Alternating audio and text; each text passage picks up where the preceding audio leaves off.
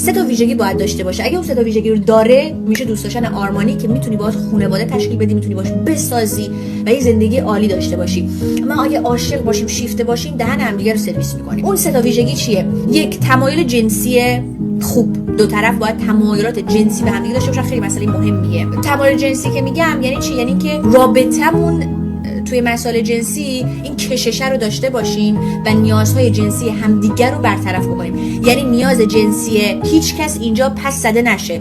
نیاز جنسی تو برآورده بشه، اولویت باشه. نیاز جنسی من برآورده بشه، اولویت باشه. یعنی این نیازها باید به یک اندازه متقابلا برآورده بشه.